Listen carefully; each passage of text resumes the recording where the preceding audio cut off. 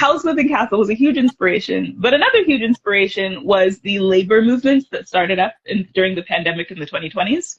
I was so floored realizing that the people who are actually integral to our society, the people who are so important that they cannot stay home even when the rest of us got to protect ourselves from this deadly disease, are people like grocery store workers and sanitation workers, right? Who are and the people picking our food, right? In these conditions where they get so little pay and so little protection, and yet they are the essential workers. Like, people think of like nurses and doctors, and that's true, but essential workers means anyone who can't stay home.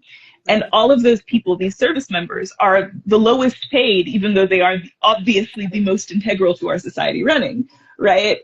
And that just drove me insane. Just kind of, I would kind of recognize that in the back of my head, but the pandemic just put it in the forefront. Right. And I realized that one of the reasons we don't consider these people important is because of how much all of our media, all of our stories focus on the privileged. And even when we have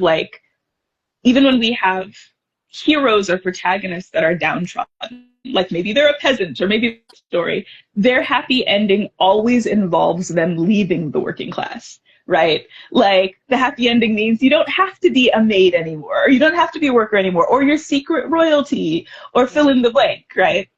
And to me, that's just another way of denigrating the importance of these jobs. Like, a happy ending for someone who's perfectly content being a maid or a sanitation worker would be one in which she's well paid and respected for her job. Like, that's a happy ending for a working class person, because we will always need working class people.